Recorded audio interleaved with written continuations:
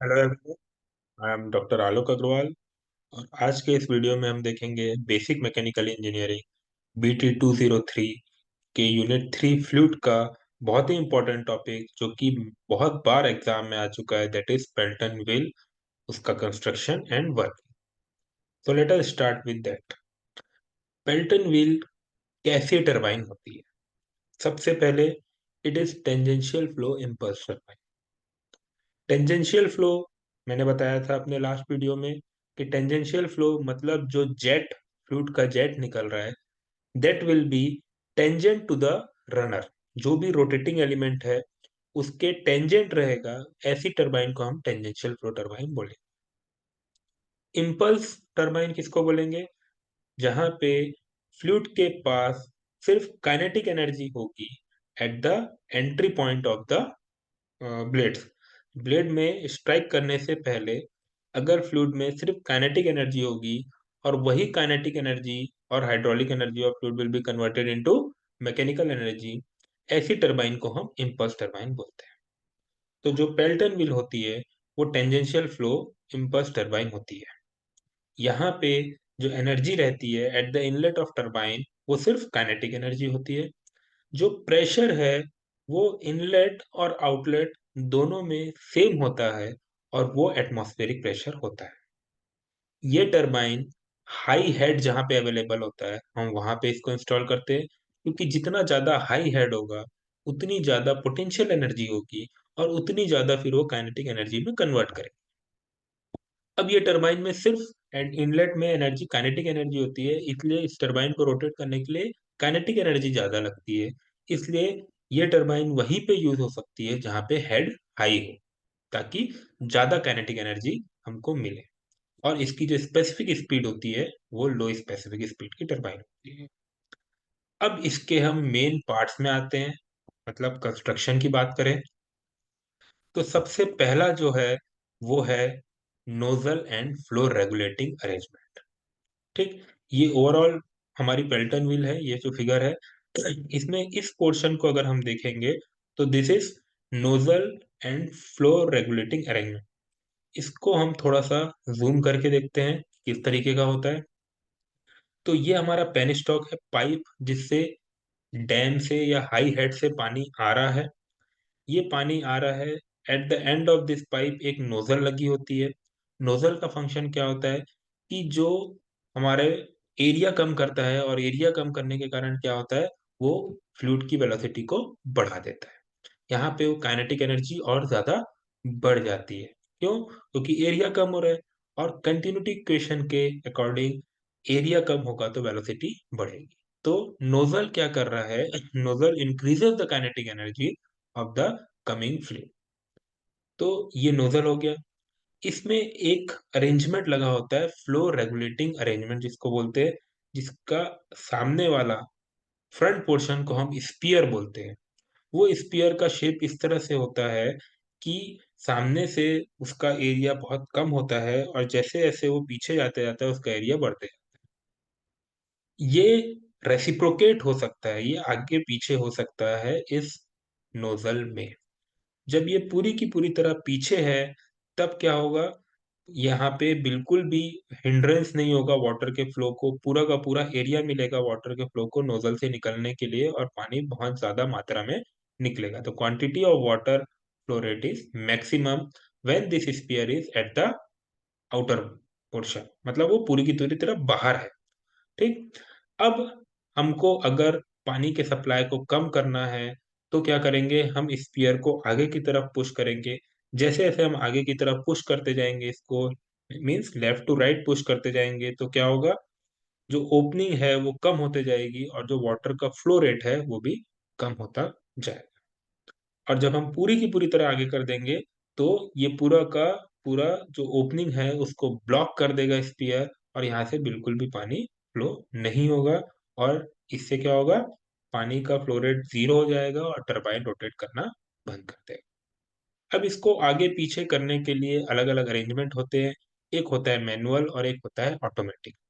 Manual arrangement में यहाँ पे एक व्हील लगी होती है, इस व्हील को रोटेट करके हम स्पीयर को रेसिप्रोकेटिंग मोशन देते हैं।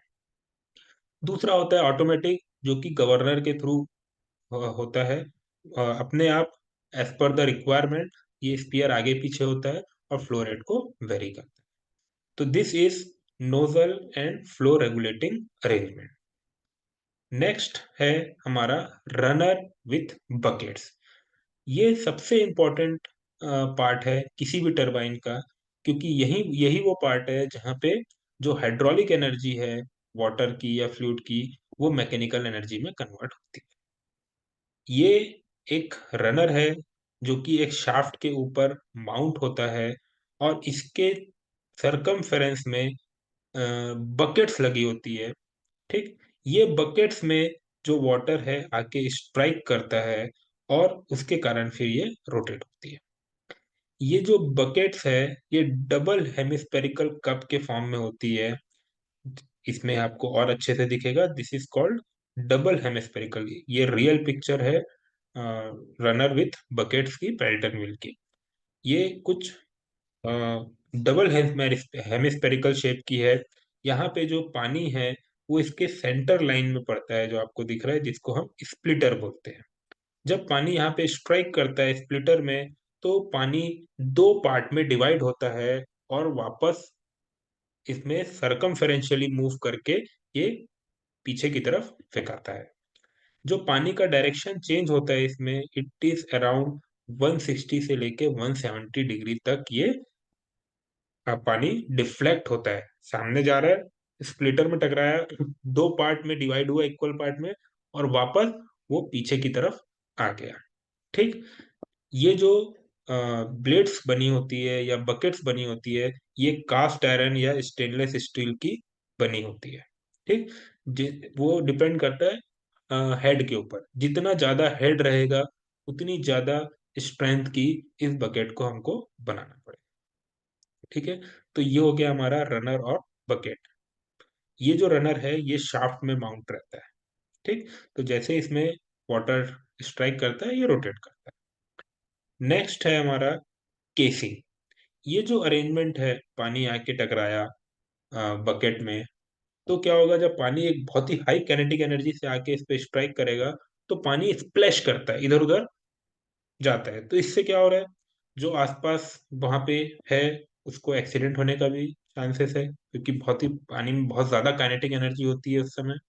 ठीक, और साथ ही साथ जो पानी है वो वेस्ट भी होगा, स्प्लैश होगा तो वेस्ट होगा। तो केसिंग का काम क्या है?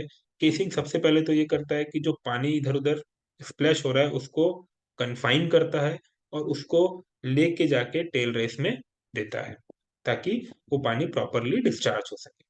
और साथ ही साथ इसका काम क्या है कि ये सेफ्टी पर्पस से भी इम्पोर्टेंट होता है। ये जो बना होता है, जो केसिंग बनी होती है, वो स्टील की बनी होती है, कास्ट आयरन की बनी होती है, और इसमें ग्लास प्लेट भी हम लगाते हैं ताकि हम बाहर से ऑब्जर्व कर सके, देख सके। ठीक, ये जो केसिंग होती है ये किसी भी प्रकार का हाइड्रोलिक फंक्शन नहीं करती। ये सिर्फ इसका पर्पस इतना ही है कि जो पानी को सही डायरेक्शन देके टेल रेस तक लेके जाए, और साथ ही साथ एक्सीडेंटल हैजर्डस या किसी भी चीज से ये हमको बचाए। एक्चुअल में इस तरीके की दिखती है केसिंग। यहाँ पे जो होल है, यहाँ से नोजल आती है पेनस्टॉक के थ्रू, और ये जो ये वाला होल दिख रहा है आपको, यहाँ से शाफ्ट आता है और उसके ऊपर रनर माउंट होता है। ठीक, और ये सामने से हम इसको क्लोज करते हैं with the help of either again steel, cast iron, और इवन ग्लास। बहुत ही मोटे ग्लास से भी हम इसको कवर कर सकते हैं। तो इस तरीके की दिखती है हमारी केसिंग। नेक्स्ट फाइनल जो है that is breaking jet. Breaking jet देखिए आपको इस पोर्शन में दिख रही है, ये this is our breaking jet. ये अपने को इसमें देख लेते हैं अपन, this is our breaking jet, ये हमारी ब्रेकिंग जेट है। ठीक, जस्ट मिनट। ये ब्रेकिंग जेट का काम क्या है? ठीक, जब हमने स्पीयर को आगे की तरफ मूव कर दिया पूरी की पूरी तरह, तो पानी का सप्लाई पूरा बंद हो गया। और जब पानी का सप्लाई बंद हो गया, तो ये ब्लेड में बिल्कुल भी पानी स्ट्राइक नहीं कर रहा है। जब इस ब्लेड में पानी स्ट्राइक नहीं कर रहा है, तो ये ब्लेड को रुक जाना चाहिए तुरंत।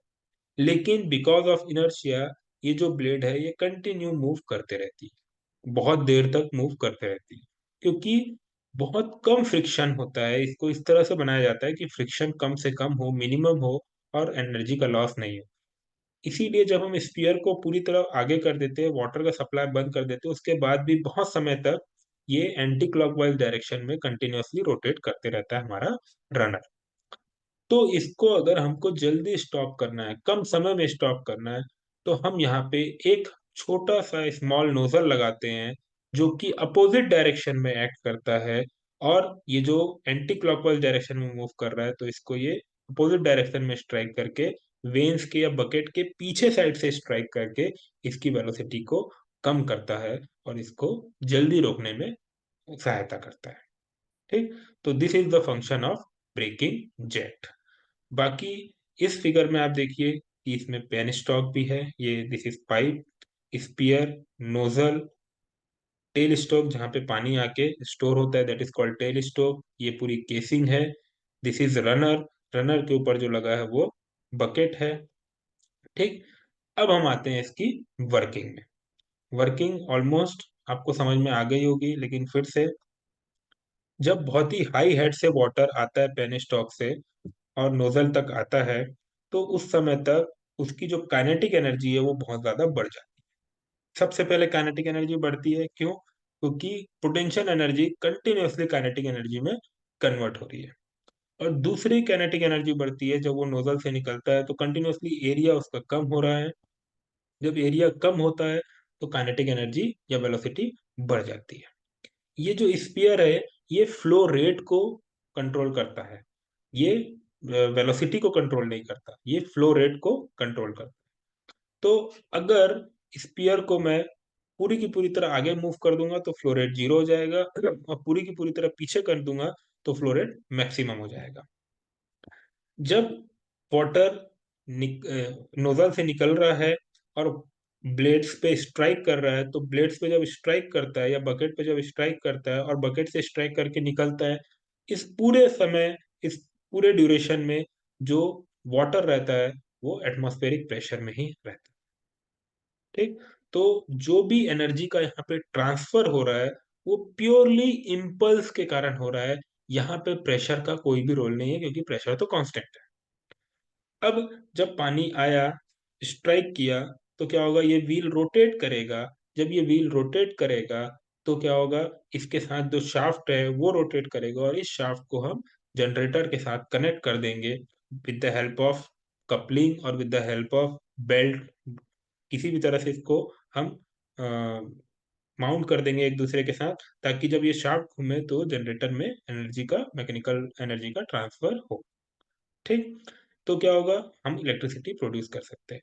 अब को हमको इसको रोकना है, तो हम स्पीयर को पूरी तरह से आगे कर देंगे, फ्लो रेट कम हो जाएगा या बंद हो जाएगा बिल्कुल। तो ये थोड़ी समय तक घूमेगा और ये बंद हो जाएगा। अगर हम इसको जल्दी रोटेट होने से बंद करना है, तो हम ब्रेकिंग जेट के यूज से इसको जल्दी रोटेट होने से बंद कर सकते हैं, ज्यादा देर रोटेट होने से बंद कर सकते हैं। ठीक।